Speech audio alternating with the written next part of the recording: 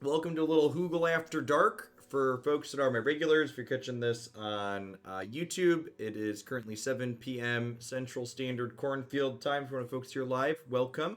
My plan moving forward is to do a second short evening stream every weeknight. So Monday through Friday, I'm going to be here from about 7 o'clock till about 10 p.m.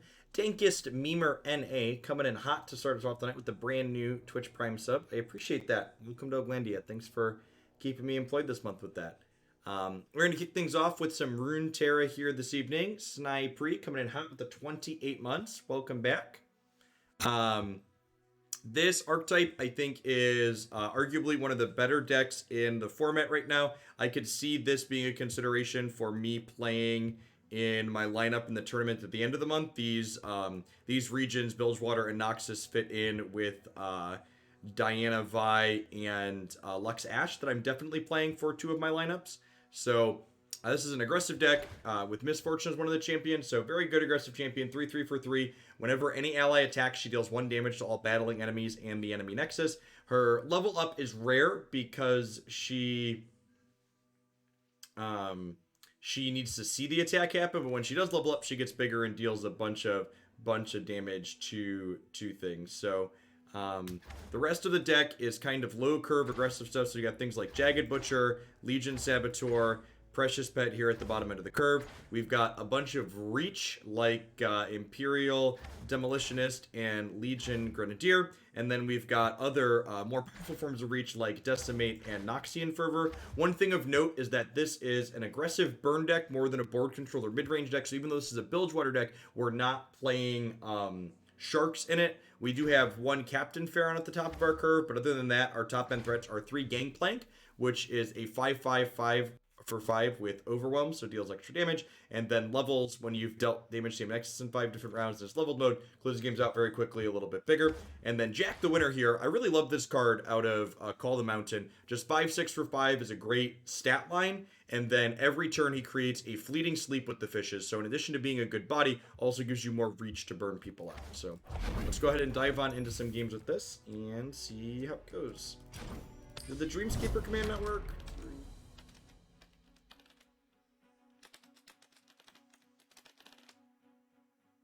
Oh, you must have typed it. Or I typed it? No, that looks good. Says he's not playing sharks, but Jack the Ripper is the best shark. That's true. Jack does have... What? Is there a word for, like, what Jack the Ripper is from a Vorthos perspective? So we're definitely keeping our 1-drop here. I think we're mulliganing the rest of these cards looking for 1 and 2 mana threats. It's been a while since we played on the Sea Shanty board. Our one main deck Captain Pharaon on the opener is not stellar. Opponent is playing Kalista here with Freljords. They are very likely the They Who Endure deck. Explosives prime. I tried looking it up, but I couldn't find anything in the yellow Ariki. Okay. I think we're playing out Grenadier. They play out a blocker, that's fine. They play like an Elise here. I'm pretty okay with that, because if they block this with Elise, I can kill Elise with Make It Rain.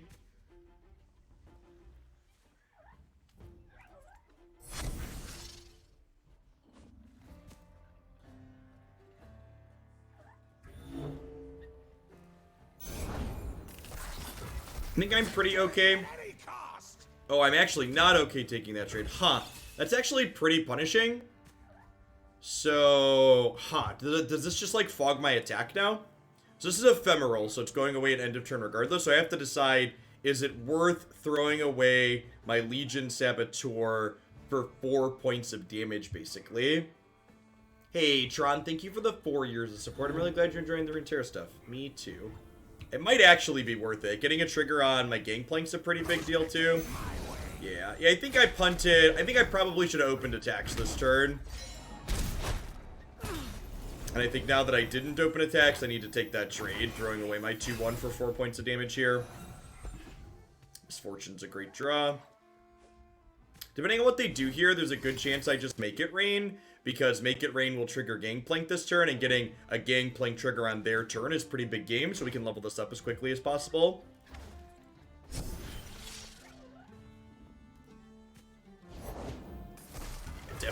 Definitely just making it rain.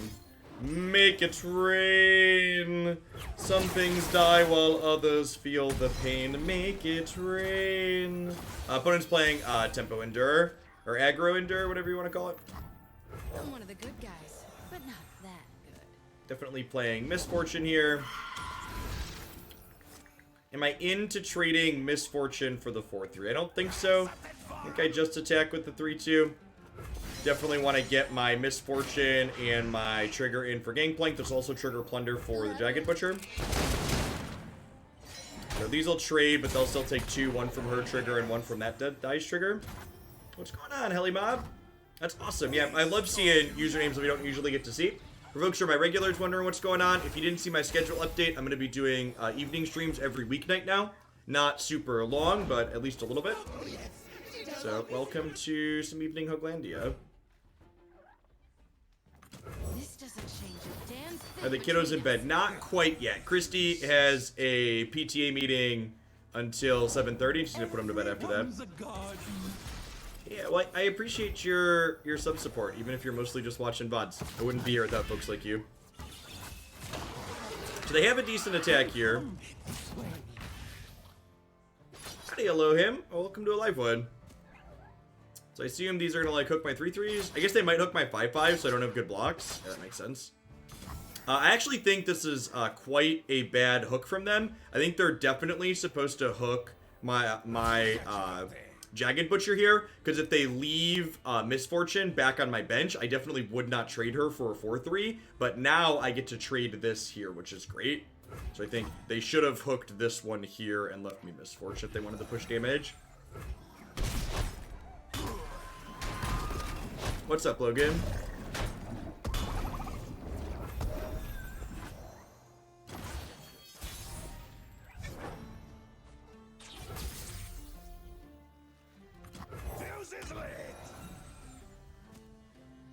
I don't want a Vile Feaster next turn. That's fair.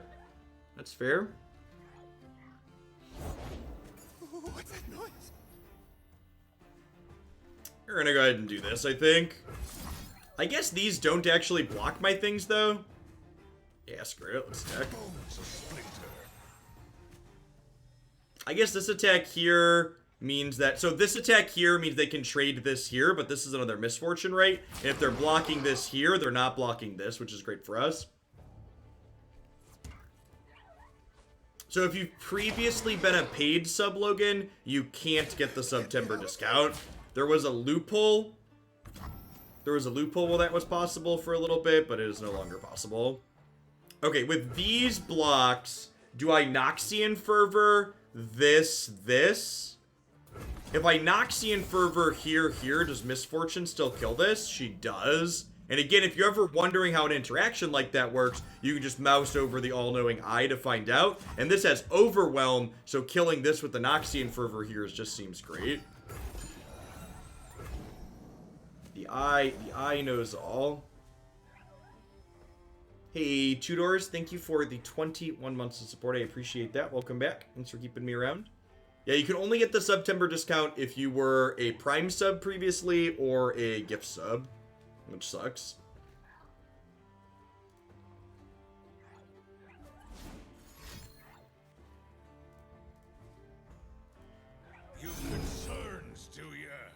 So they're killing that. I think that's fine. They're still going to 6 here. Like them going to 6 with Captain Pharaon in my hand. It does not cut into my income, so...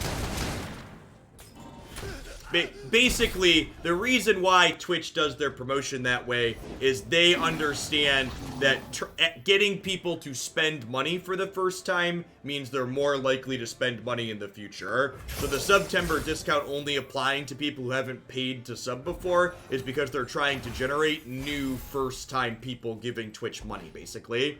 They're trying to get that normalized in their heads, effectively.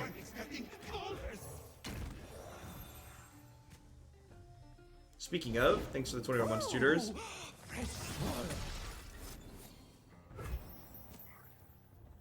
It's easier to keep customers and make new ones. Yep. Yeah, especially with, with subscription-based things, too, where people set up an automatic sub and it keeps going. That's definitely true. Dimstar, thank you for the 19 months. I realized I didn't resub when I got kicked out of Discord. Yeah, it's a good reminder. It's got a short grace period, but it lets you know. All right. We'll see how they hook here.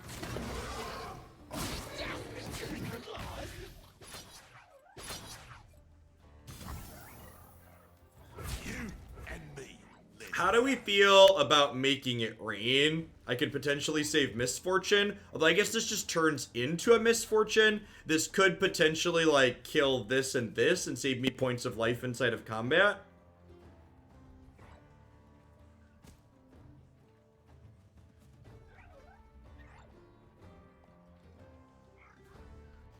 That's close. I'm going to 8 here. I kind of think I want to try and high roll because I'm not. How many attacks of Misfortune? He's only seen 2, but like I'm playing Captain Farah next turn for my turn, right? So I think it's worth it trying to high roll here. Yeah, she's still dying. That's fine though. We leveled Gangplank, right? No, we missed it. That's fine. We killed those 2, so we took less damage. Yeah, I'm playing Captain Farah next turn, so like having the extra Misfortune doesn't do a lot for me.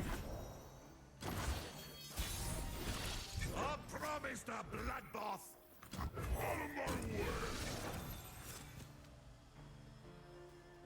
So they could have a They Who Endure here. That being said, this Sleep with the Fishes here gets to level Gangplank pre-combat. I am reborn of salt and brine. So he's at 6. Are we going to be 1 point short? I think we're going to be 1 point short, right? Because they can put this in front of here, and they put They Who Endure in front of here, and they put this in front of here. So his trigger deals 1, and then he overwhelms for... Yeah, I think we're 1 short at the moment. That's fine. We can peel a burn spell. Really close game. Need to peel Noxian Fervor or make it rain with a high roll.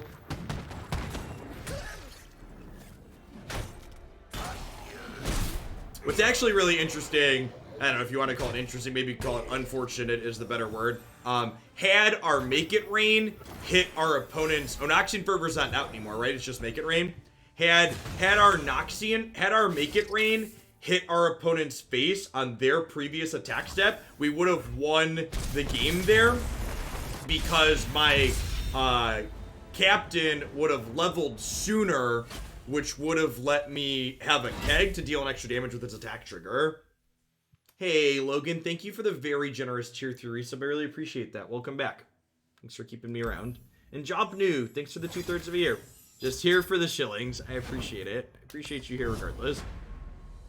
We're going to play some Runeterra for a little bit, and then we're going to play a ARPG called Dreamscaper for a little bit. That seemed neat.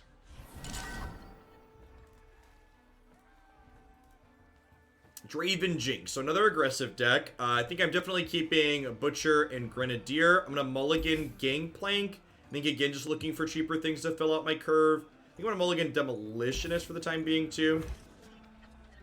Maybe a trait to keep that just because it's a 2-drop. This is pretty ideal here, hitting Petty Officer. Anything helps. I think I'm just going to go ahead and Jagged Butcher to trade here with the Zonite Urchin. Poor thing.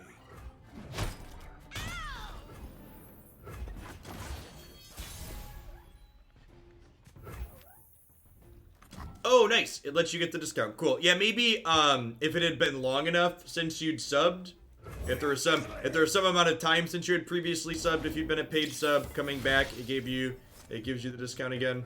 I don't know exactly how it works. They weren't super clear.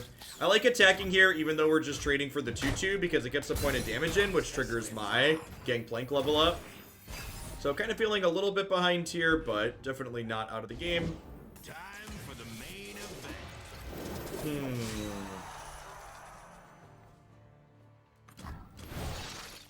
All hands on deck. Coming right up.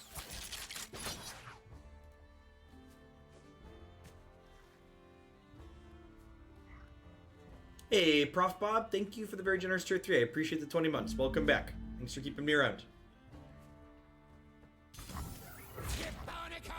It's one of the...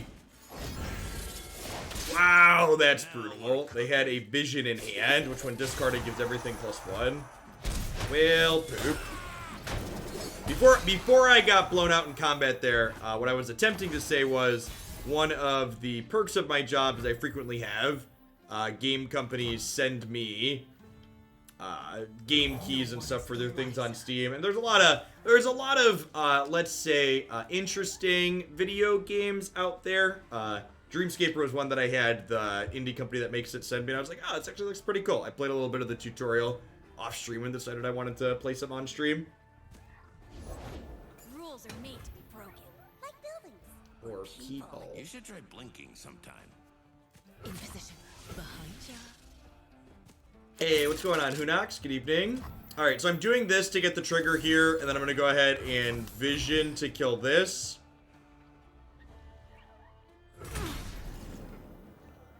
This triggers Gangplank, still pretty far off of that. Unfortunate that we don't have another mana for Jagged Butcher this turn. This Draven's a pretty big deal on board, though.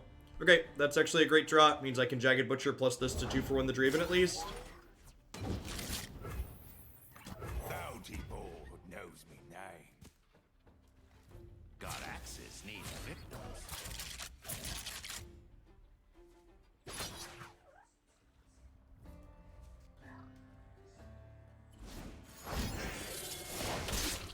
Time for the moneymakers.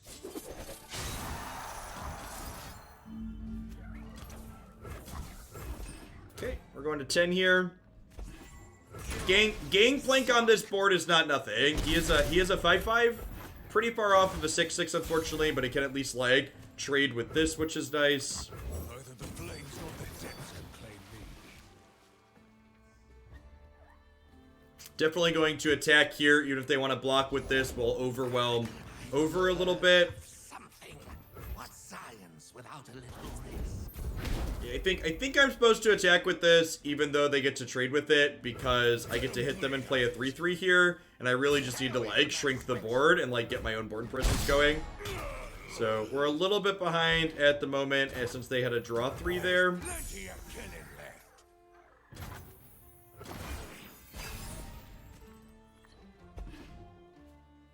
left. I'm actually not a fan of having a separate top 8, and I actually think having separate top 8s is very stupid. So I'm a very big proponent of not having a separate top 8 for my events. I think it is very silly to both have tiebreakers decide things in your tournaments, and I also think that it is it's silly to not reward people extra for doing well during the Swiss. So giving people a record reset, when single elimination or double elimination, whatever the top 8 cut is, happens, I think is nonsense. Man, we're actually really close to dead, huh? Because they had these.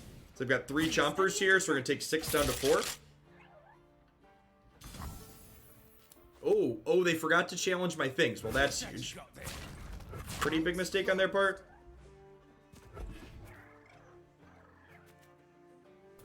Maybe they just got excited. I've definitely gotten excited and clicked in and forgotten to use my challenger units. I've been their opponent. I feel you.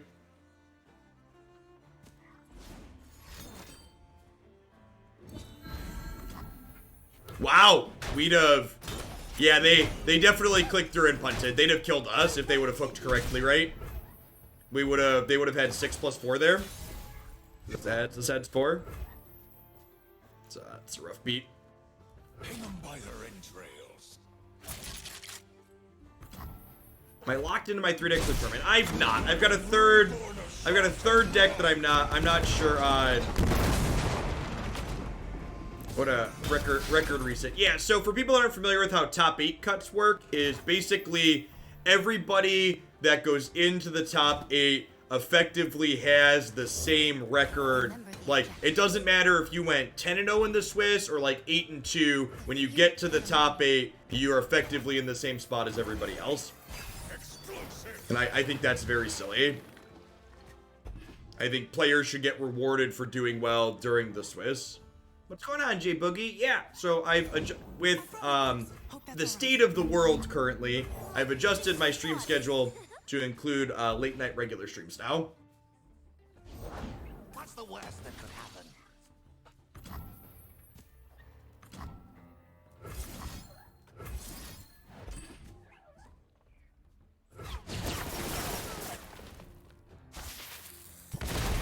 This is one of their better draws here.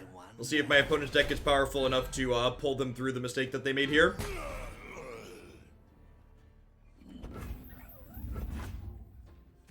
Let's test my theory. Your path ends here. Pretty sure I'm just taking 3 so I can attack them with my elusive. Again, kind of surprised they're not using their challenger there. That was one of the outs we were drawn to. Make it rain's not a bad draw. Jinx stands for Jinx. Durr. I already have. Actually, do I have Shadow Owls used? That's a good question. The deep actually might be a good choice. You would make buys a thing? No, that's not what I said. We're discussing the merits of having a straight double elimination tournament structure versus having Swiss plus a cut to top 8. And personally, I prefer having a pure double elimination bracket as opposed to having Swiss and then doing a top cut and resetting.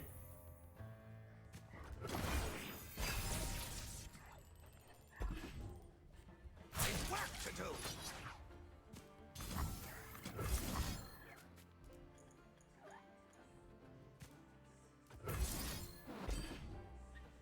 Grats. Needed a high roll and hit that one. I'm on a roll. So we have ultimately died here.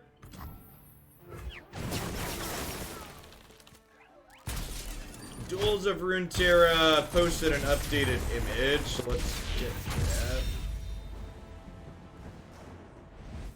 that. Did they post an updated image? I thought they did. Did they not? It doesn't look like it's on their Twitter now. Damn it, Duels of Runeterra. This tournament's buried. That's the wrong date on there. I'm just gonna get rid of. I'm just gonna get rid of that link. They're very disorganized.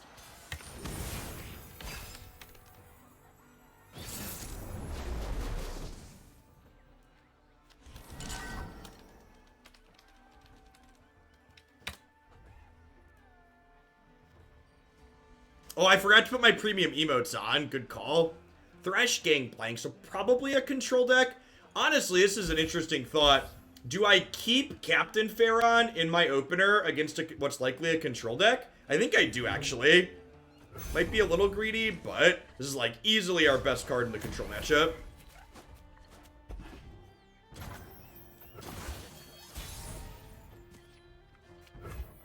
Not mulliganing. Again, keeping this means I'm less likely to have early plays. Not having a 1 or a 2 here is a big deal. You'll fight or you'll swim. I need more hands.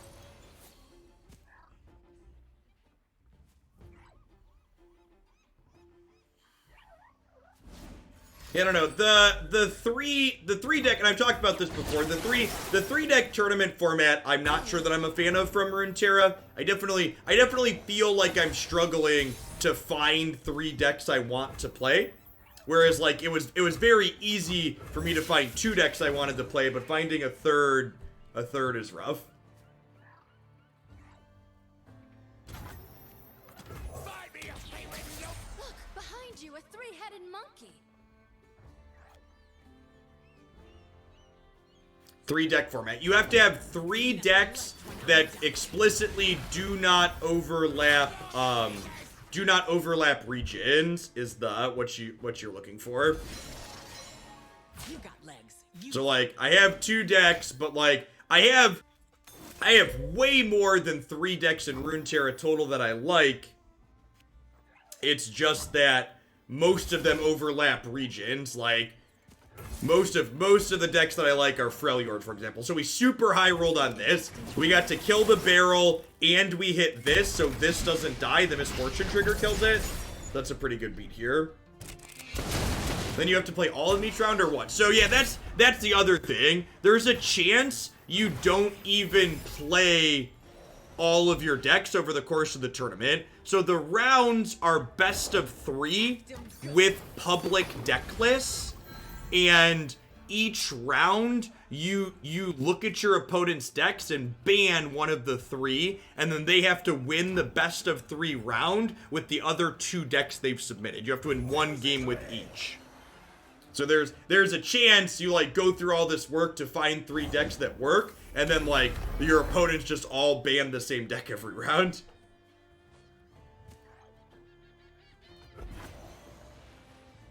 We fill it. Try me.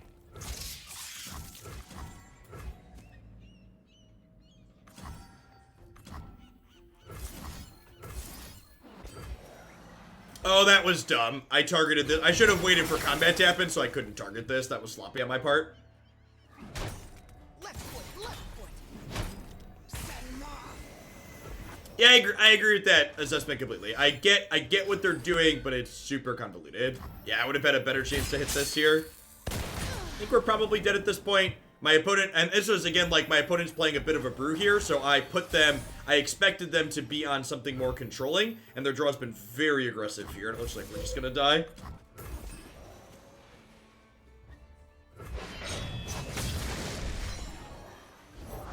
I rarely forget. Never forget. Honestly, like, so I've talked about running Runeterra tournaments at some point in the future is something I want to do once we have a better method of doing it.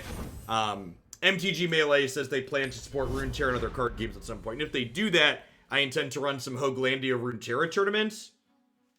And if we do that, I think a dual deck format where like 2 decks with no overlapping regions, and then there's no fancy like banning decks each round, I think is probably ideal. I think that would be fine. I think something like that rather than a sideboarding style format would be reasonable. Yeah, so. Opponent's playing Misfortune Quinn, so another aggressive deck here. So far, our deck has not felt particularly impressive. I think it's quite possible that the assessment someone in chat had that said the deck seems to struggle against other aggressive decks. I would probably believe that's accurate. The average stat line on our units seems like it's smaller than our opponents on average. It's their first tournament for Runeterra. No, there's a lot of community-run tournaments. So Runeterra doesn't have any official, like, Riot-supported tournaments at this point. And I would assume part of that is because they don't have things like an official spectator mode done yet. So this is a, I think Team Liquid, I believe, is the one sponsoring the prize pool for it. Guys, but not that good. Huh, that's actually interesting. So this actually means I don't want to demolitionist this, because if I demolitionist this and they attack with this, I can no longer block with this inside of combat. So I think I just take the pass here.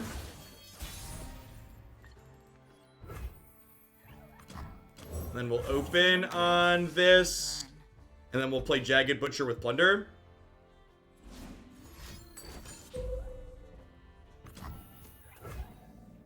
That's not bad. For the glory of Noxus. Slow down, will you? Honestly, as someone who's like a big proponent of sideboarding in Magic, I feel like sideboarding being a necessary component of Magic is in large a byproduct of the failures that game has or the game design decisions that game has made, right? Like, a lot of the things that happen during sideboarding in Magic or that make sideboarding important are because Magic has a lot of really polarized card types that you need narrow specific answers for. Hard to get rich.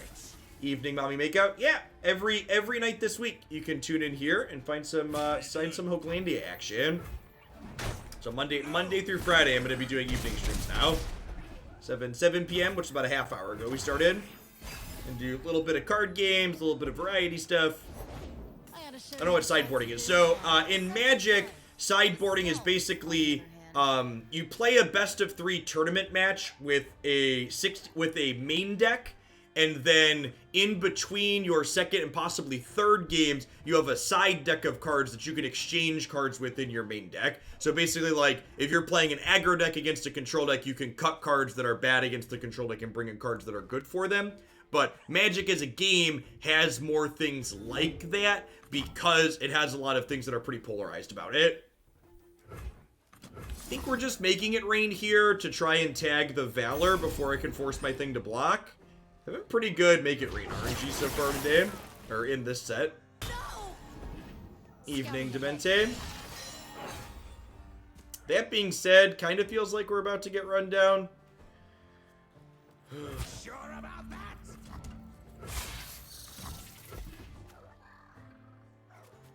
That's why you find competitive Hearthstone a joke and always will. Why is that, mommy?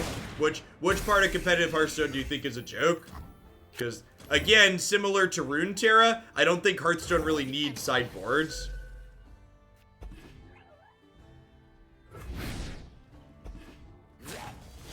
I don't know what Hollow Knight is, so let's say no. I'm just going to 7 here.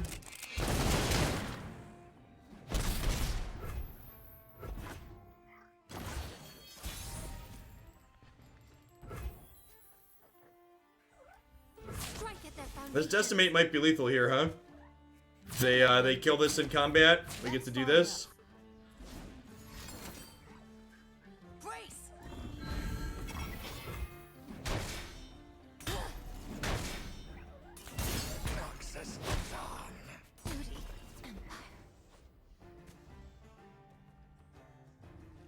Yeah, stuff like that happens less frequently in Runeterra Nomcarver.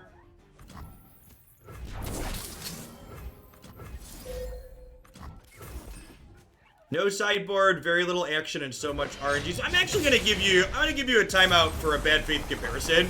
So, I really find it frustrating.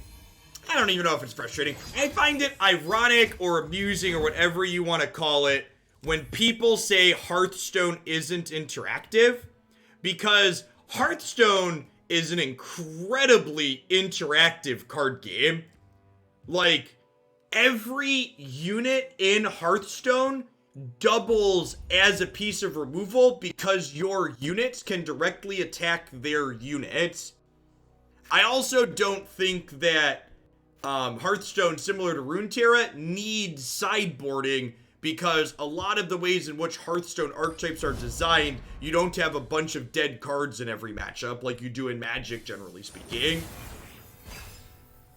So, don't you get to declare blockers? No, in Hearthstone, your units directly attack your opponent's unit in most instances. There's some asterisk exceptions to that, but generally speaking, that's what happens. Alright, Draven Jinx again. We lost this matchup last time. I'm going to mulligan all of these looking for some 1s and 2s.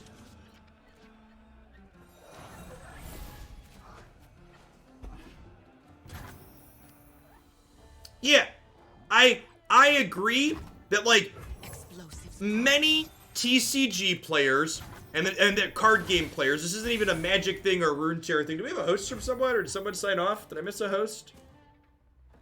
Ooh. Doesn't look like it. At any rate, we jumped up. Thanks everybody for coming in. If I missed a host, I apologize to whoever did that. Welcome everybody to hanging out this evening. A lot of card game players, in my experience, frequently use the word interactive interchangeably with thing that I like or thing that I don't like. Things that players don't like, they tend to say aren't interactive, and things players do like, they tend to view as interactive. When in reality, a lot of the time, players I think what a lot of players are struggling to define, and again, this is being a little pedantic, but I think the thing that players are trying to describe that they can't quite grasp the word on is player agency. And player agency, for people that aren't familiar with that term when it comes to games, is player agency describes your decisions and their likelihood to have an impact on the outcome of the game that you're playing. So I think there's a lot of instances in Hearthstone where your decisions didn't matter or were scripted, and the same thing in Magic where like there's low player agency. You were interactive, but there was only one real choice you could make, and you didn't really feel like you had options because you were forced into this very scripted action. And that's different. That's different than the game not being interactive. You can play a game that's incredibly interactive and still have low player agency in it. Like, you can interact with your opponent's cards a bunch, but your decisions and the way you interacted didn't have an impact on the outcome of the game, or you were forced to make specific plays because if you didn't interact with their card, the game was just ending. Evening, Vortal. And I think that's an articulation that a lot of players fail to connect. And that's something, especially in Magic, that happens a lot. I have a lot of presence in the Magic community. Players there often interchangeably use interactive with thing I like. It might be wrong to attack with the 3-2 here, because they can block with the 2-2 House Spider. Well, I guess they can Spinning Axe to kill Misfortune. I think I'm pretty okay with that, though. Shrinking the board seems profitable for me. I definitely want to attack with at least something, because I want to get Jagged Butcher down with the Plunder Trigger. They had Vision again. This card's so good in their archetype. It gives all their things in play, +1/+1 permanently.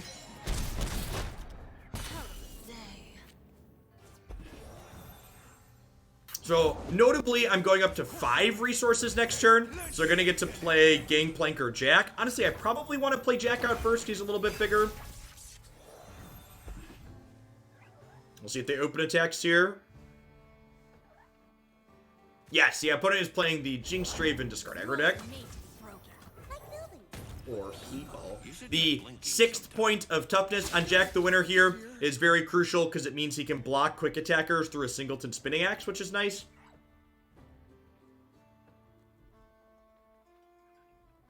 We are at a nice healthy 20. The question is, can I play around a second copy of Vision here? To which I'm pretty sure the answer is no. If they have a second copy of Vision, they're going to just get to stuff us in a little box.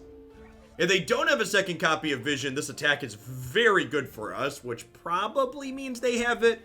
But again, I don't feel like I can afford to play around it. Yeah, I've only done a few evening streams so far, Hanged Ren, but yeah, so far it feels all right. Check back in with that question after we've done I don't know, a week or two of it. Okay. So Jinx is leveled up here. We'd be kind of surprised if they get her into combat now. They're just passing. Yep. So Jinx's leveled mode. Oh, right. They can still attack because they played a card. They are just passing. So Jinx's leveled mode lets them draw an extra card each turn.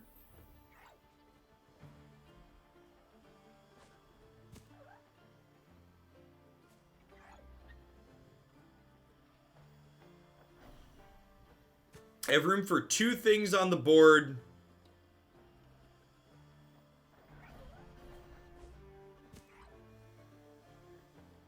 Think I'm playing out Grenadier. It's like, do I want to play Grenadier or do I want to play Gangplank? I guess playing Gangplank has a lot of appeal because he has Overwhelm and I have Decimate plus Sleep with the Fishes. That's probably the play, right? And we can Sleep with the Fishes, the Powder Keg now. I thought you were working the gold wing. I thought you were in Wilton. Just like 2 casual comments that have voice line interactions with each other. That's so good.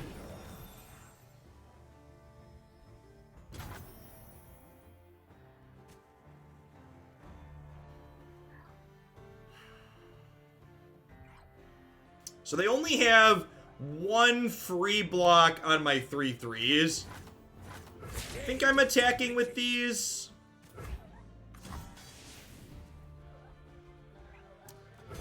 so far we've played against a lot of other aggressive decks, and our deck against other aggro decks hasn't felt stellar. That didn't do nothing. Yeah, I agree with that. The range on Hearthstone's RNG, I think, tends to be a little bit too large on average. It's possible I should have played Precious Pet out pre-combat to attack with it. I mean, even if they vision here, we're still, like, trading all of these off, which seems okay for us. Turns to you. Idiots.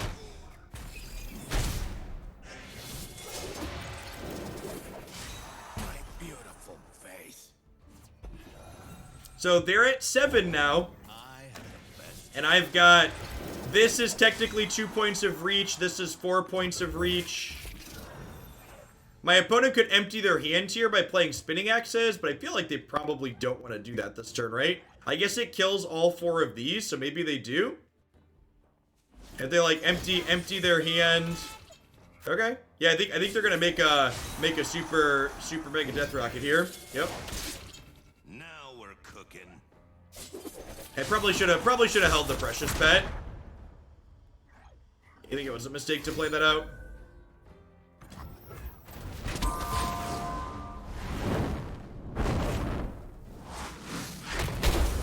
If they don't kill me on open attacks, I have lethal next turn.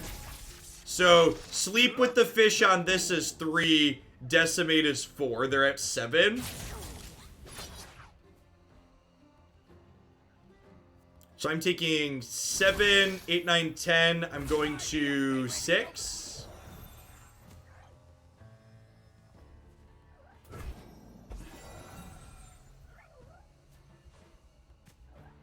Gonna be a close game.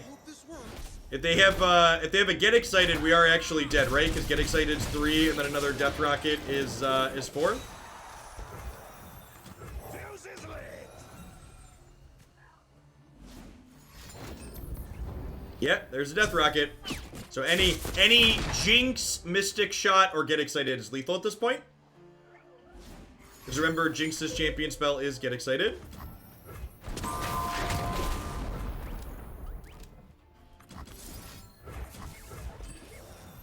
I assume they have us here.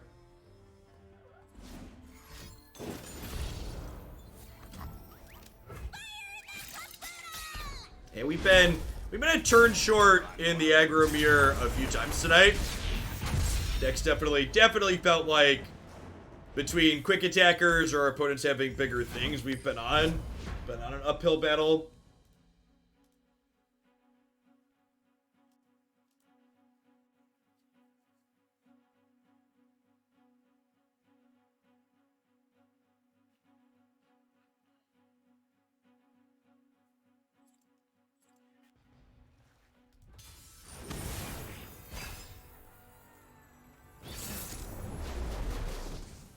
Yeah, opponent took us 20-0 very quickly. Turns out 2 Death Rockets from Jinx will do that to you.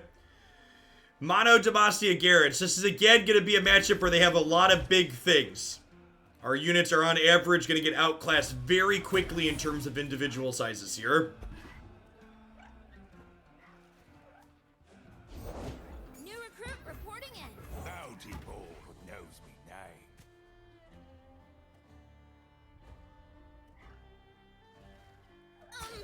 Charge? What's that you got there?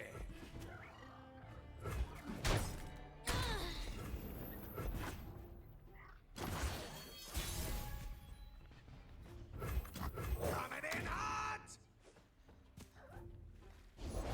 Approaching the battlefront! Got something for 'em? Demacian steel protects me! Roxas lives on.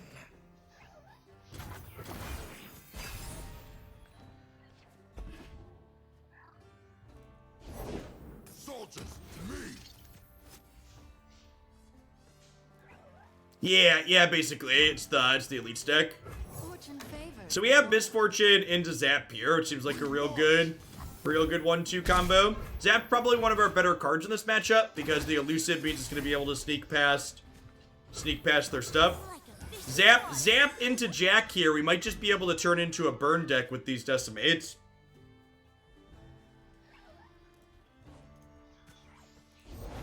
To the field!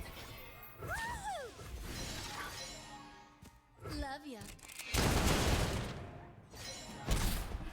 We'll see if our burn plan is able to come together. Honestly, again, talking about just the size of his shark-shaped booty, the 5/6 stat line on this card is again just incredible here, right? Just like my 5-drop follower is stonewalling their 5-drop champion.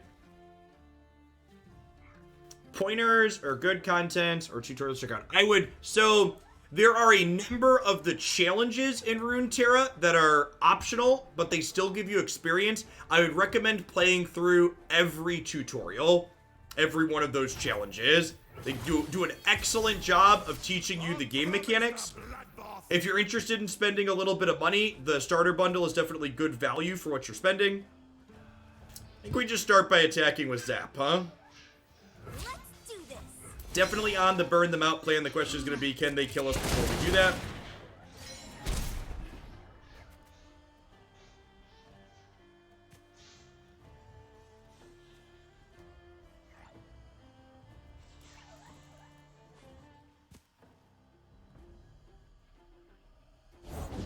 Discipline and steel.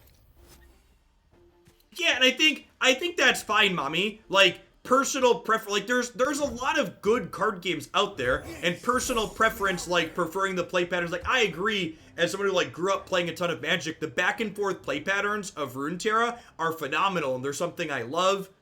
And the deck building in Runeterra is really great, how you can mix and match regions, and like limited deck building and only playing on your turn were things that made Hearthstone just not the game for me.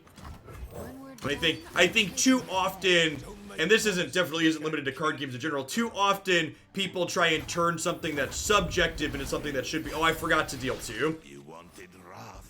Should have slept with the fishes then there. I was talking and clicking. We'll see if that costs us. Stand strong. I think we're gonna be okay.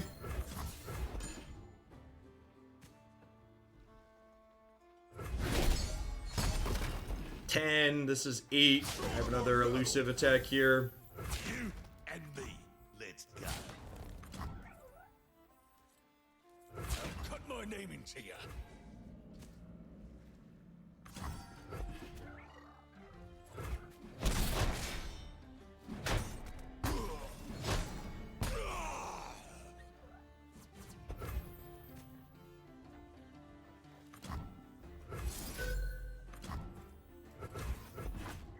Did I just pass? I just clicked pass by mistake. Alright, they're doing something. Whoops. I didn't realize I was gonna put it back in my hand. That's fine. That all worked out. Taste steel! Holding Garen back. That's fine. You poor thing.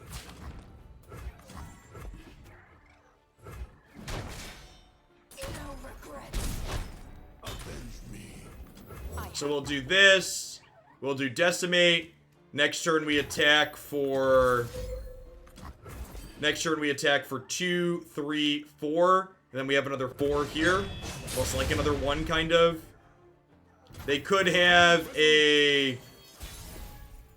They could have a single combat here, but these 2 triggers plus this do kill our opponent, which is nice. Stand ready. This strike's gonna level Garen, but that's not a big deal. Fear is the first of many foes. Love ya.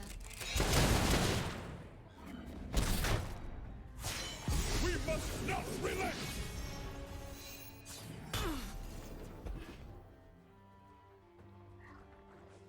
Alright, we're getting into a groove here.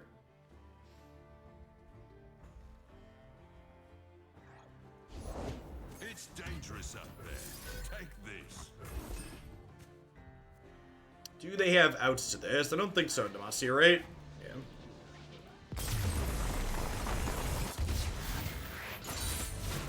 Fortune smiles. Stand up for the second half of this set.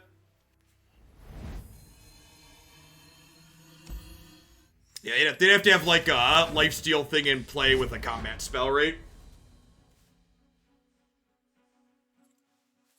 Yeah, the elite deck generally has enough chunky units, and Radiant Guardian is not an elite.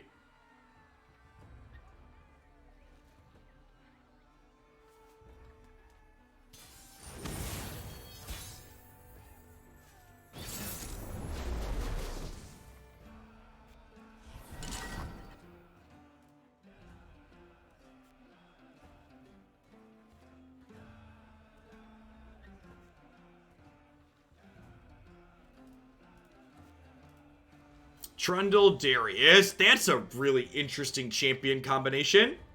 Trundle is kind of aggressive, huh? In some ways. That's neat. I'm kind of curious to see what they're doing. Definitely mulliganing Decimate. I think I'm keeping Petty off, so I'm going to mulligan these, looking for some ones. Really want a 1-drop on one. Definitely a Naked Jagged Butcher hand, he said before drawing Precious Pet.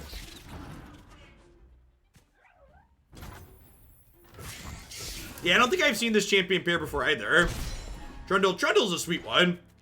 If I didn't already have Freljord spoken for as a region, I'd probably be working on a Trundle deck for my event at the end of the month. Pretty sure we're just on the play out 2/2s plan here. In Avarosa's name, say your farewells. Light the signal fires. Nothing. Now the question I have to ask myself is, do I want to play this before I attack? I think the answer is no. Like, while these champions are kind of aggressive, there's no guarantee that my opponent's not, like, more controlling still, and they could have something like an Avalanche that could really blow me out, so I think I just take my opens for 4 here. The trap is set. I need more hands.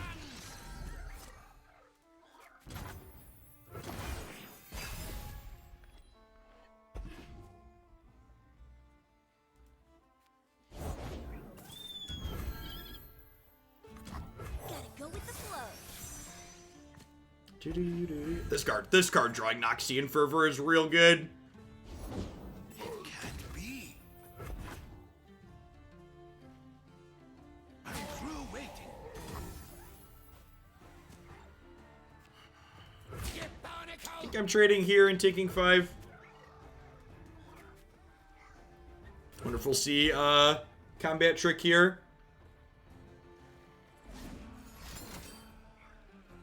I feel like that trick's pretty okay for me.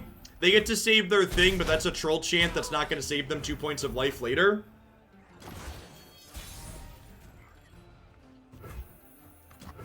Just playing another zap here and getting in for 4. I've got 6 points of reach in my hand right now. Many tribes under one banner. Next turn will be a we start blocking and then Noxian Fervor their face after we block. We'll have 9 total mana, so I can double Fervor plus Misfortune. And then these attacks will be lethal next turn, potentially. Avarosans, stand together. Who's that you got there? I must say, I do love Zap, as my desktop background would imply. So, if I can find a Zap Spray Fin deck for my 3rd deck, I would like that. Next time. But it's just into the elusives.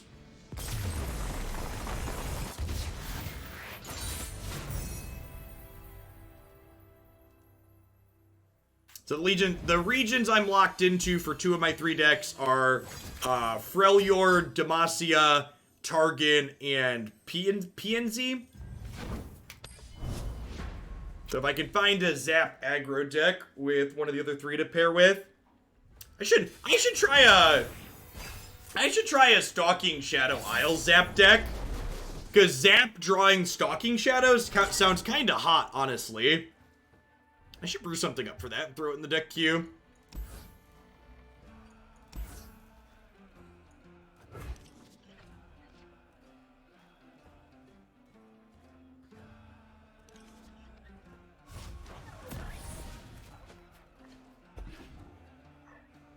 What's the champ combo? Vi and Diana If you haven't seen, if you're new to the channel, welcome. If you check out my website, I have a page of Runeterra decks up there. That includes the 2 decks that I know I'm playing in the tournament for sure already. The Lux Ash deck, as well as the Diana Vi deck.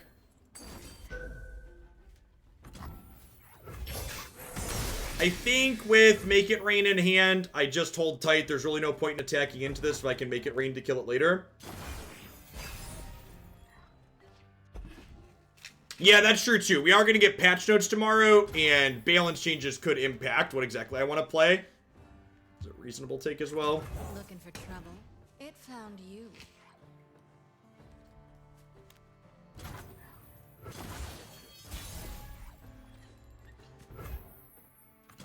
Gotta go with the flow.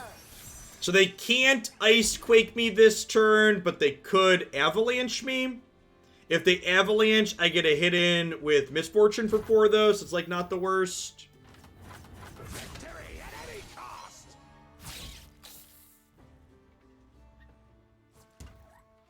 Ladros Dreadway. That's kind of funny, because like Stalking Shadows finds Ladros and Dreadway.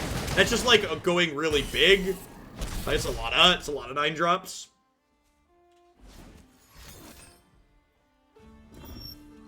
What's going on, Click? Well, I mean, Magic, even if Magic was great right now, which it's really not, Magic's a rotato for like the next 3 days, right? Like they've spoiled the next full set.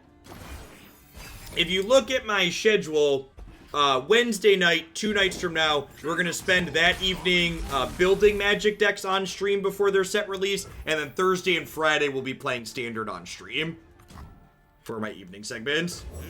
As always, not only when I'm going to be live, but what I'm intending to stream while I'm live on those days is up on my website.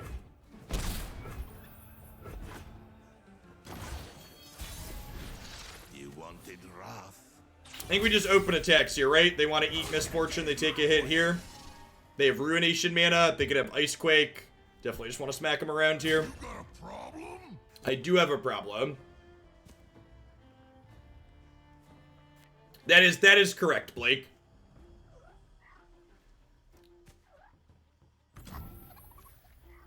Mwah.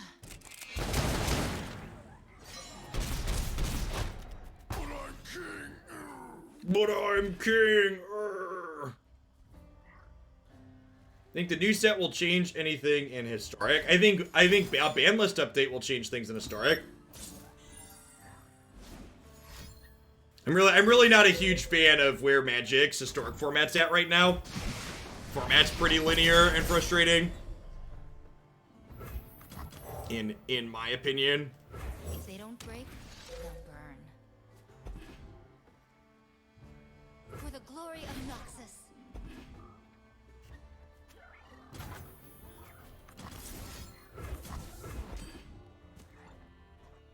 So, I mean, these are technically 3 points of reach. This is doing 3. This is going to get me 2 more. Do I just Make It Rain here to deal 1 because it's resource efficient? I think I might, actually.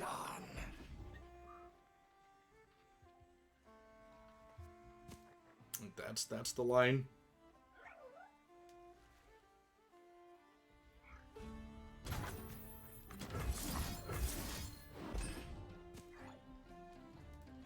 Never stop shooting.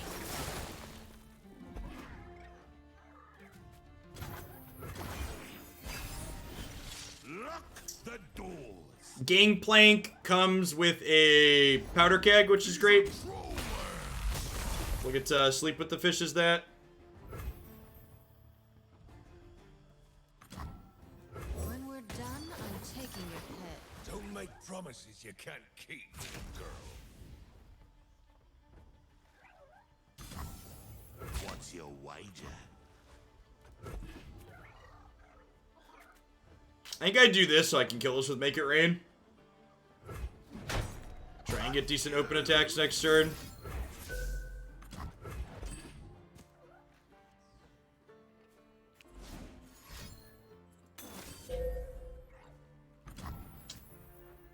It's annoying.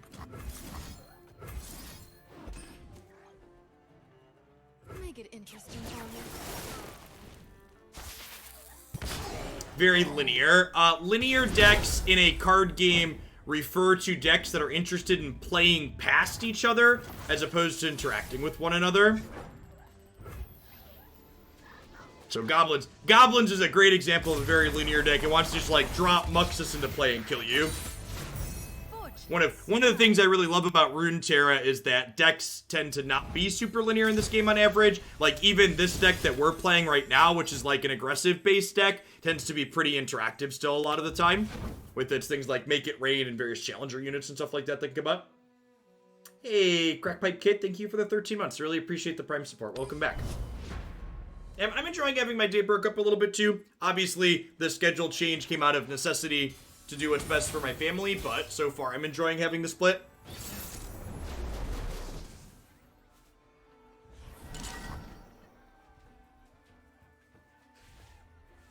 It's getting a little warm in my office. Can crack the window. Nocturne Diana, eh? I think I'm again mulliganing for 1s, 2s, and 3s, keeping the Jagged Butcher. Yeah, that's definitely true, dude. Like, our decks felt close, maybe a little bit behind against other aggro decks, that it's felt good against mid-range and control so far. And ramp.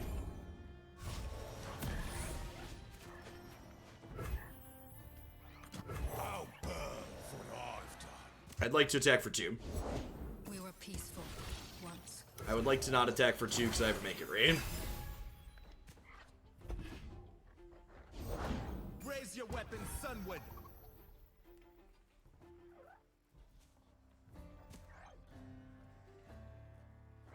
So, I think with this play, I'm actually just saving mana, because next turn I can play Petty Officer with a Keg, and then Make It Rain. Now I'm going to try and high roll this.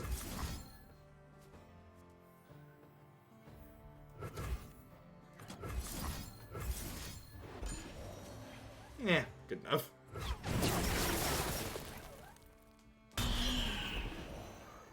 Devotion to battle.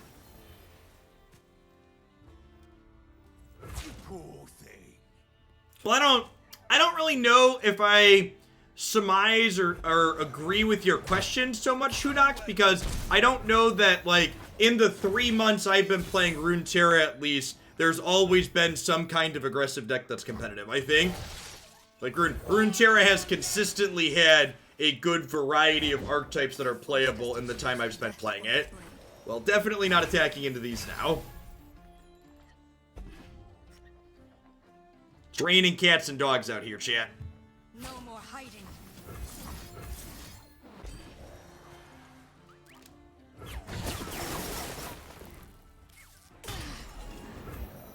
The aggro decks don't win till turn 7 or 8 a lot of times. Sure, but they're still aggressive decks, Hunox. For the Empire. Like, just because they're not killing you on turn 4 before you have a chance to do anything like in Magic doesn't mean they're not aggro.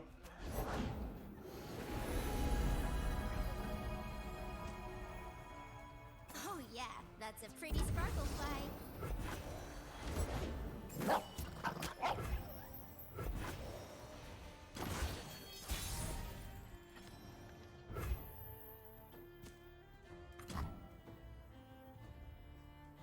I rarely forget and never forgive. Never forgive. Alright, who you got? We got a Nocturne?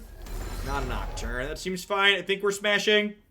Double back for the next kill. I'm gonna offer the trade on this because if we trade, we still overwhelm for a little bit. And if they trade here, they're not eating one of my 2-power things. Can I paint you? We have a Runeterra emote on the channel. We have a Shark Cannon. Maybe if other good ones pop up and present themselves, we could add them. Is there a deck in Runeterra that plays like Jund or Piles? There's a lot of good mid-range decks in the format. Is the one true.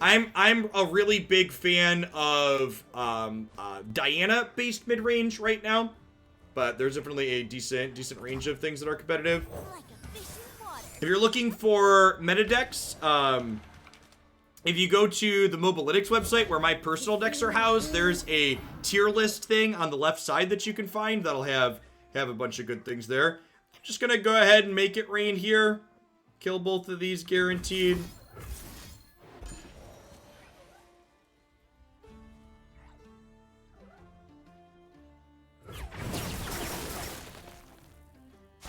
Do you think the current format's lacking in mid-range decks? Really?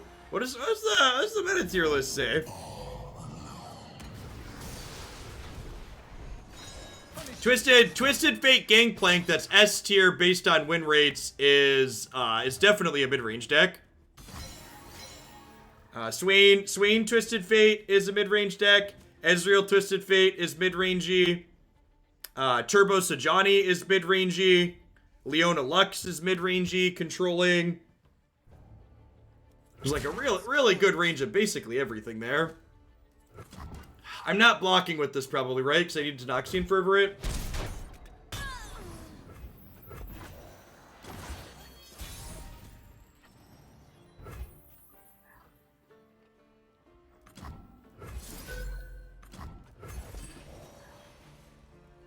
There's a lot of Trundle variations, and I think I'd classify as ramp as opposed to mid-range.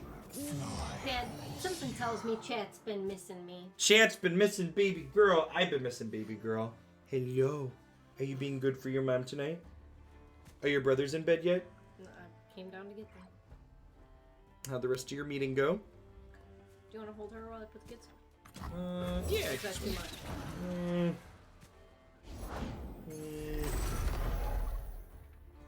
I don't know.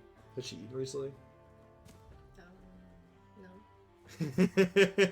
Probably a bad idea then. Fertilize the farm behind us. Oh, you got a smell out there? Can't you smell it with your pillow open? Okay, yeah, now it's way I just cracked that.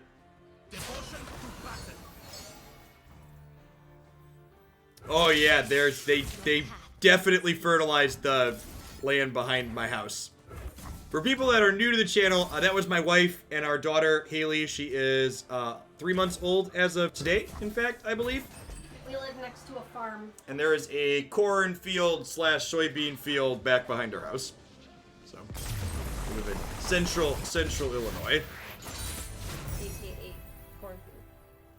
All right.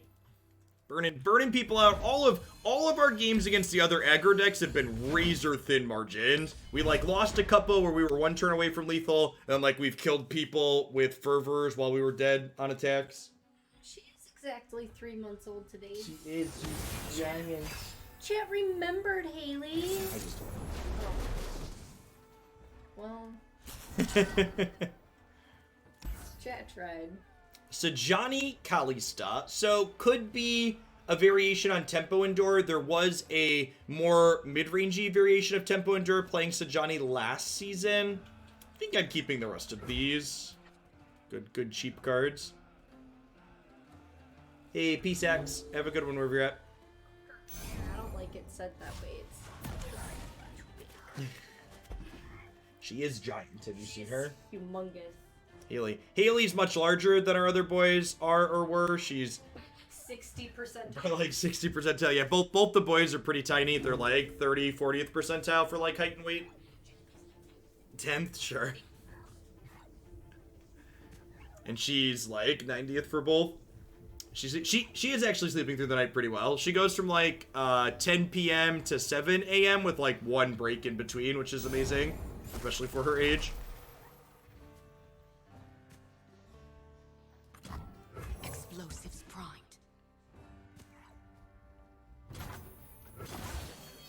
Yeah, it's really good for her age. Everything's in place. Open on attacks here. We get to guaranteed trigger Plunder with Sabotage. Then I get to play double Jagged Butcher out, which is great.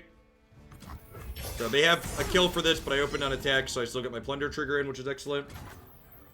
You started without me. There's plenty of killing left. I'm fairly tall. 6 foot's like average, right? I'm like 6 foot on the dot. Ooh, make it rain. Damn it. That's so good. So the make it rain was going to be great. It was going to kill both their things, and they had Blighted Caretaker to trigger this to make it bigger. All right, what am I doing for the turn now? Honestly, it might just be right to make it rain.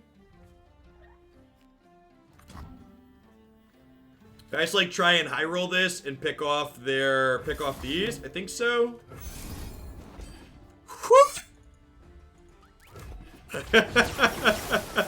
Hashtag sometimes lucky. You love to see it, chat. RN Jesus, take the wheel.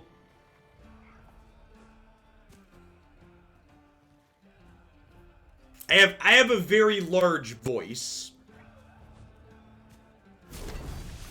Is 5'8" average? I'm gonna be completely honest that I am 100% ignorant of what the average height of a male in the United States might be.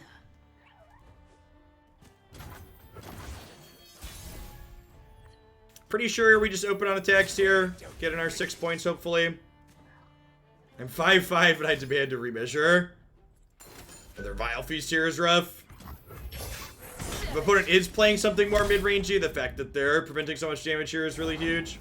That egg, did it move? 5'9" is average in America. Lady Elise, where Do I are still play competitive Magic these days? I barely play Magic in general these days. Magic for the last year and a half to 2 years just really isn't the same game I used to love anymore. 1.7 meters. I'm gonna need you to convert that to freedom units for me, please. you? Say your farewells. No, I'm 6 foot, Fuzzy Jello.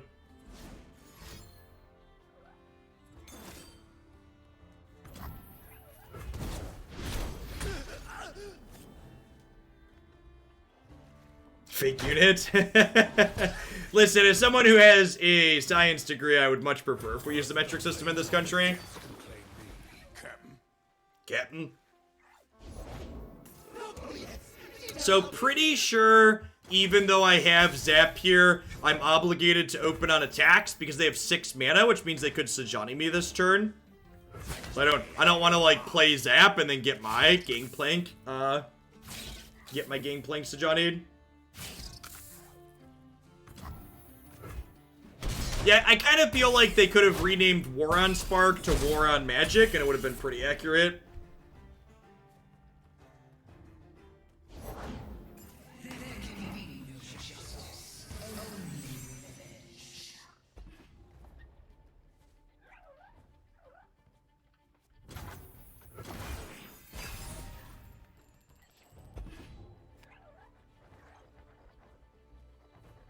I have a nice clean 10 mana here. Own what you take.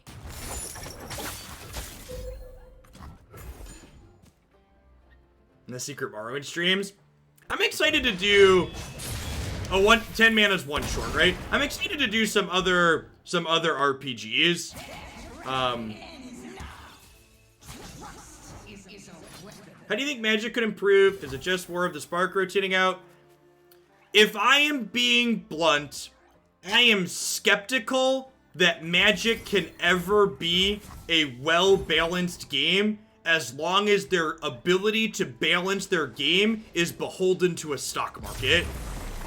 I think a lot of the issues we've had with Magic over the last year and a half to 2 years are in large part related to the fact that the people that make the balance decisions have their hands tied by finance-related things. And honestly, that's one of the reasons why I love Runeterra so much, is seeing how Riot has managed their game between the every 2 to 3 week balance patches, pretty clear communication on things they want to change, the fact that they make cards better in addition to making cards worse. They just have so many good tools at their disposal. Like, not only do they have more tools to balance their game than Wizards, but they use them better too. Speaking of things like Morrowind, though, we're going to play some Dreamscaper later tonight, which is an indie ARPG. That's a roguelike setting, which seems sweet. I played the tutorial, and the gameplay felt good, so I'm excited to dive into that tonight. I had one of our wonderful people in chat donated for me to add a segment of Horizon Zero Dawn. We're going to dip into that at some point soon. Opponent is playing Trundle Oriensol. Pretty sure I'm obligated to mulligan for a 1-drop. I think I'm going to make it these two, so we can try and go 1, 2, 3. Excellent.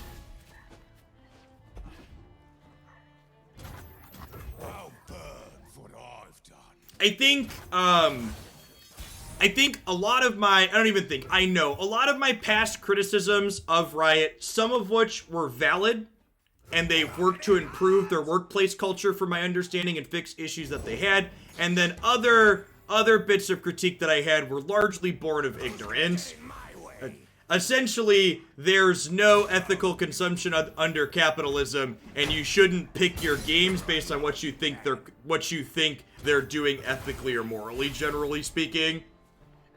Because as someone who identified with Magic and enjoyed and thought Magic did the right thing in that area a lot of the time, all of the news and information to come out from people that had worked there about their incredibly racist business practices and workplace environment was like, yeah, just all these companies suck to some degree. You should just play sweet games that are fun. Don't try and tie your enjoyment of things to some grand morality, because all these companies largely suck under capitalism. Alright, so we're entering the burn deck part of the game. For the Empire. For the Empire. Jack, the winner here, is going to make them sleep with the fishes, hopefully. Few for the many.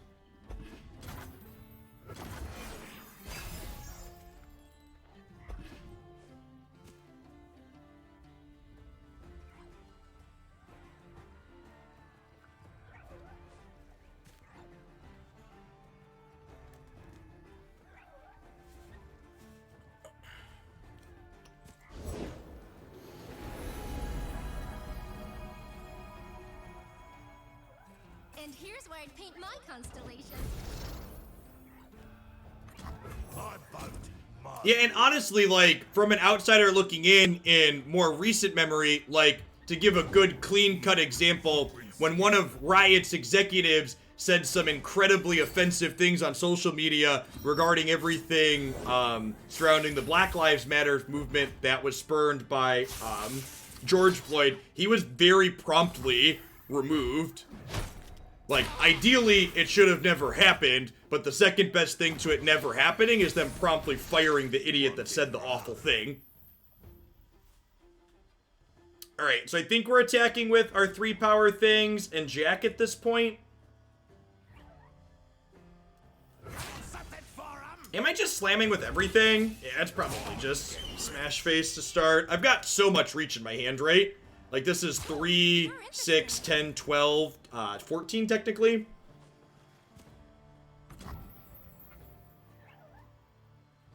And this is 1 as well, kind of.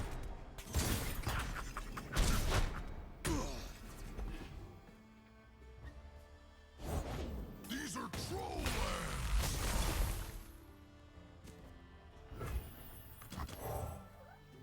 War Mason, reporting for duty. Reporting for duty. Duty. For the glory of Noxus.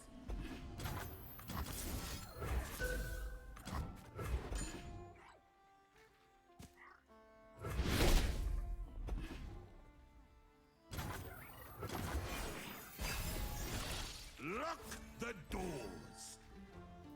Yeah, it's my first Riot game too, Bancy.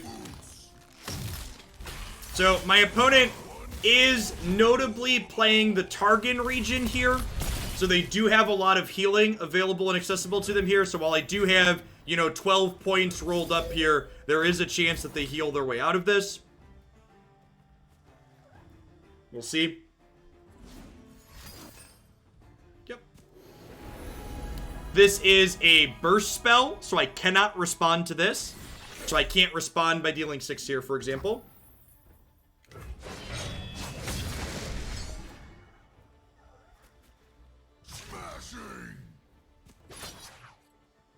One smack'll do. One smack'll do.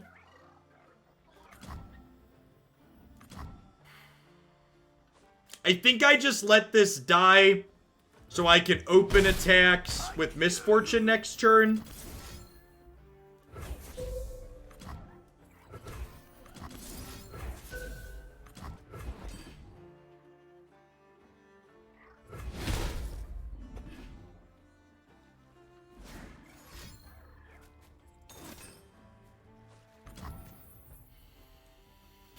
Oh, no.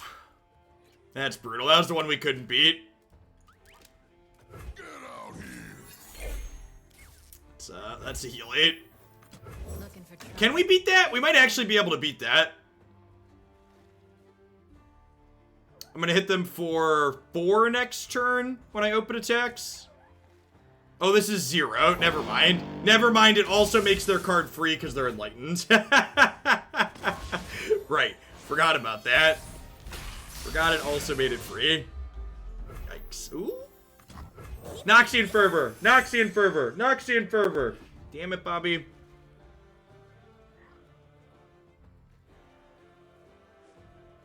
So this is 3, 6, 9. Let's do this. Gosh, we're so close. Love ya. If we draw a Decimate and they don't open on attacks for some reason.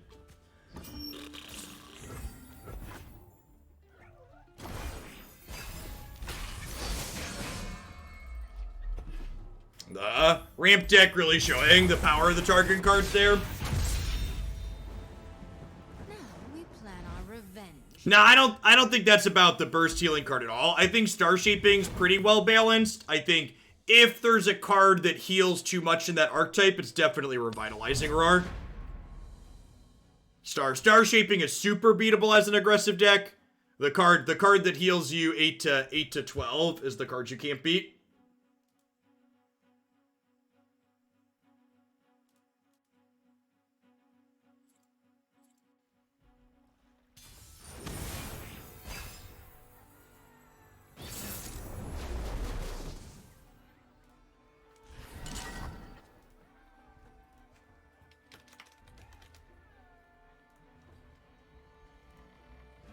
This hand's great.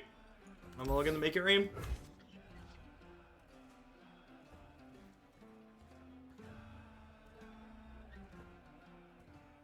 I'm really interested to see what the balance patch looks like tomorrow, because from a competitive balance perspective, I don't think there's really anything in this format from a pure power level perspective that I would say, yeah, that's probably gonna get nerfed or readjusted.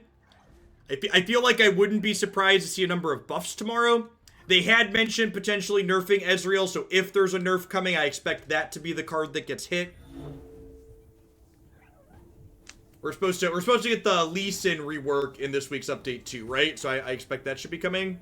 I think they mentioned that in this patch.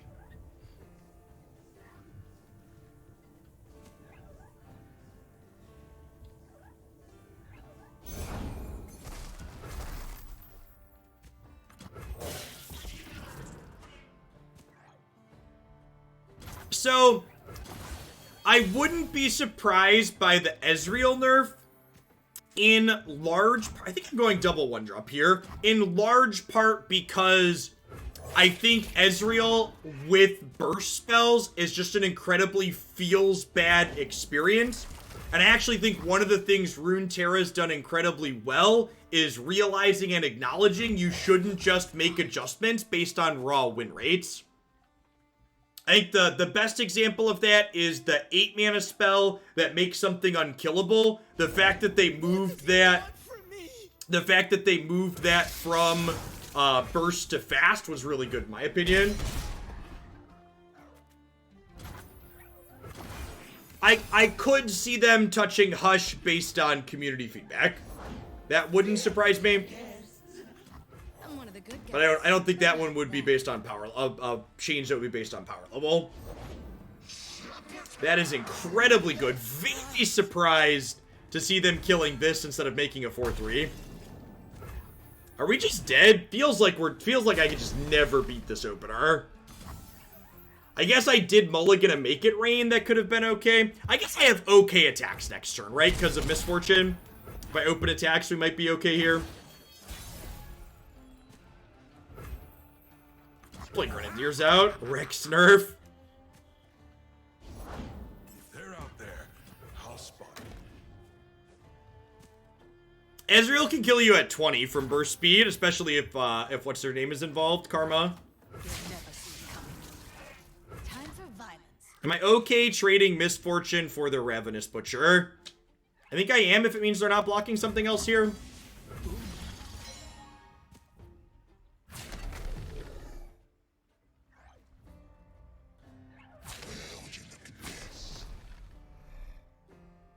Ready the torches. It's a good amount of damage. I've got Gangplank coming down next turn. So we're going to 9, I think it said. And I'm keeping all of these, which is great. These are dying. Love ya. Maybe my their start is really good was overstated. Misfortune's trigger there hitting their units, being really instrumental in letting us attack through there. And undervalued that in my quick assessment. And with these in play, they're at a virtual 7. Everyone's a god.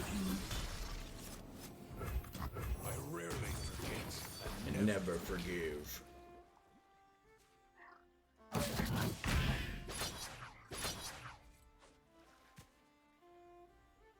The road follows. Hush would probably still see play at 4. It kind of breaks a cycle, increasing it to 4 mana, though. I'm also not 100% sure it would see play at 4. I don't hate the idea of making the extra copies cost more.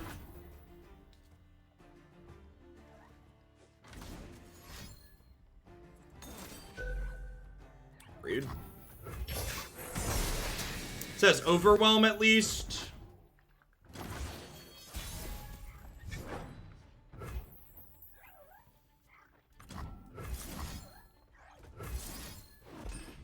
Okay.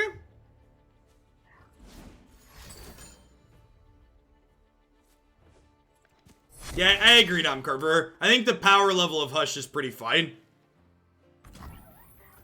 I think from a play patterns perspective, they might adjust it.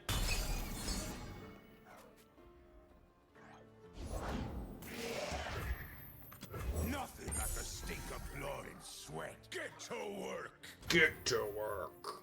I'll show 'em pain. No, no, no, no, no.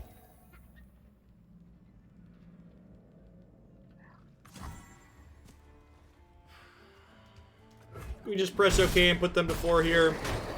My saplings. Expecting a Vile Feast or something, which we will counter the life gain from with Noxian Fervor.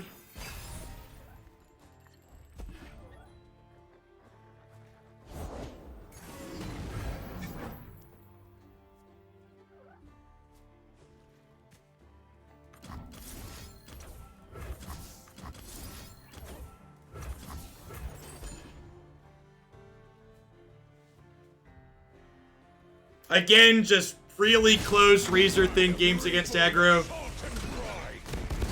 Just like, I think every aggro mirror we've played has been decided on, like, they've killed me a turn before I've killed them as they're ready to kill me. When am I going to be a full-time Runeterra streamer? Unfortunately, while my last sub survey is promising that a number of my subs enjoy Runeterra, I don't think I currently have enough Runeterra subscribers to still stream as a job if I make the conversion over.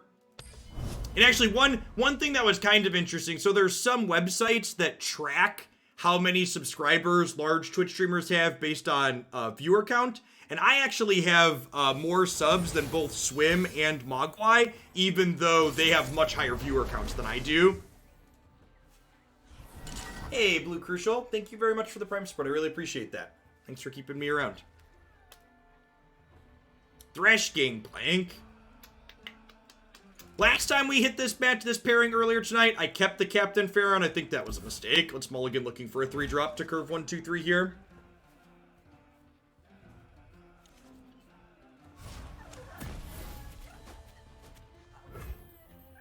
This will probably be our last game with this deck, and then we'll shift into playing some Dreamscaper for the remainder of the evening. If you're someone that's new to the channel, thanks for dropping in tonight. I stream full-time, like I just mentioned. I've been doing a bunch of Magic the Gathering for a long time. That's how this became my full-time job. Been doing a bunch of Runeterra recently, because I really love this card game. Also do some puzzle and RPG variety games. Dreamscaper tonight's RPG we're going to play.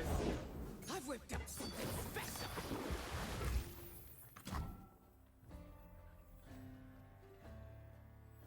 Yeah, Born by God, I don't think he has his submetrics public, and he wasn't on any of the sites that track them, so I don't have a good compare. I played the wrong unit out. I guess this is technically an okay block. Probably should have played the Grenadier, though. I was talking and clicking at the same time. This'll send them running. Okay, I think I block here.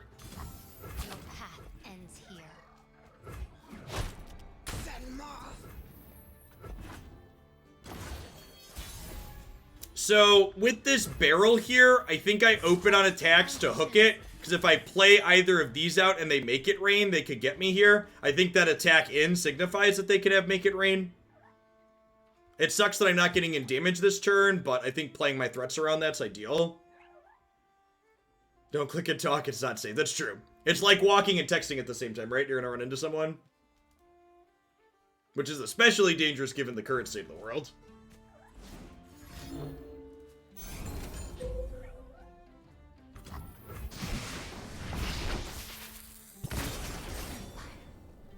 A question I have to ask myself here is, do I want to play this out as a naked 2-2? I don't think so. I think there's a chance one or both of these die in combat next turn, and then I can play this with Plunder.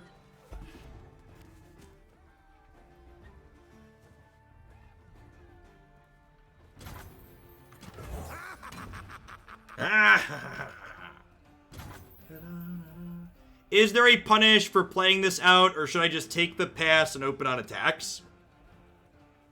They're Bilgewater Shadow Isles. There's really not a punish for playing another one out, right? Like, they're like Pseudo Sweepers, deal 1 to everything. I feel like I'm supposed to play the 3-2 out so I can open on attacking for 9. I don't think there's any units that are super scary. Both their champions cost 5. Do the 3-2.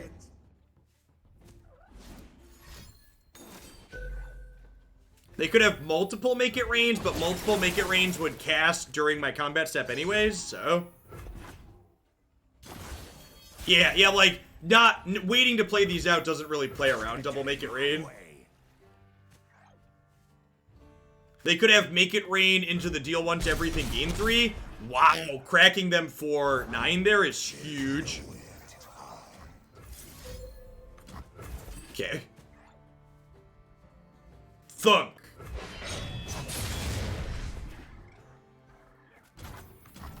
Ye started without me.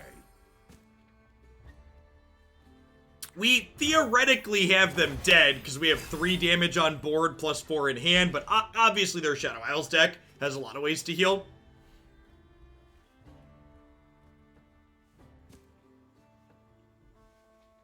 The animations in this game are stellar. I assume they're hooking my 3-3 here. Yes, you. Yes, you. I'm just gonna pass here and see what they do. If they pass back, we'll open attacks.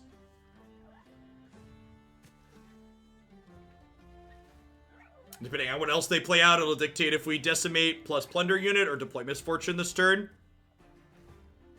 Love the priority system in this game. Ton of good decision points with the back and forth in it.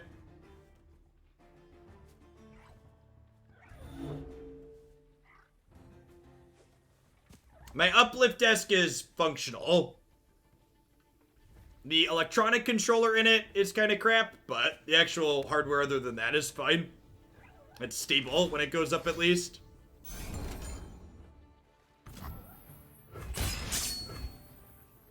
Alright, so we're setting ourselves up for a deal 1 to everything, gain 3. They no longer have Ruination mana up, so I think I play Misfortune here.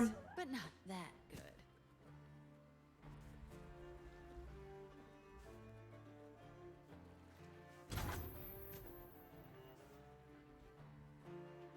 I think I play this out, huh? If I'm putting them on a deal 1, gain 3, I want to play this out. For what I've done. So I tweeted something about the ad program Twitch is going to be testing, and I gave feedback to my partner rep as well. I actually don't think Twitch forcing mid-roll ads on people is that big of a deal. Twitch, to exist as a platform, has to make money. That's just the reality of it. I do think, and this is the feedback that I gave, is if they're going to force people to do mid-roll ads, what they need to do is they need to, gosh, do I play that pre-combat? Definitely not. Let's just attack. If they're going to force mid-roll ads on people, they need to increase the cooldown, so when someone manually runs an ad, how long your adverts are turned off for. So like right now, for example, when I run an ad break, pre-roll ads are disabled for the next 45 minutes. Ideally, when I run a manual ad break, they should disable all ads for longer than that, I think. Hey, what's going on, Jin? Good evening. I think something like disabling pre-roll ads for something like 20 to 30 minutes per minute of ad run is probably fine. Now, I'm just spending more time branching out into other games, Den. You can find my full schedule on my website here. It's on my Twitter. You can find my YouTube channel. We played Magic yesterday morning. I'm taking the next couple of days off of Magic while we wait for their new set to release, but Thursday I'll be doing a bunch of Magic stuff. So, I'm not a 100% Magic channel anymore, but we still do plenty of Magic. All in all, this deck seems fine. This deck is pretty highly rated on Mobalytics. Like I said, all of the aggro mirrors that we played felt super close. Against the ramp and control decks, we felt pretty good overall. So I don't know that I really have feedback in general. When I play established meta decks, I try to shy away from giving too specific of feedback on it because, you know, the 90 minutes that I'm playing a deck here on stream or 2 hours or whatever is a lot less than you really need to know the ins and outs of an established deck like this, as opposed to tuning something that's like a brew. Like, this archetype has had lots of minds hammering on it. I think my one big takeaway, and this is more of a gameplay thing than anything, you should never keep this card in your opening hand, and maybe better players will tell you that should be a duh, but there were a couple instances where we queued into a control deck, and I was like, oh, this card's great against control, I'm gonna keep it here. Nah, just never keep it, you should hope to draw it in the late game. Has there been more interest in the Standard Open? So I'm not expecting there to be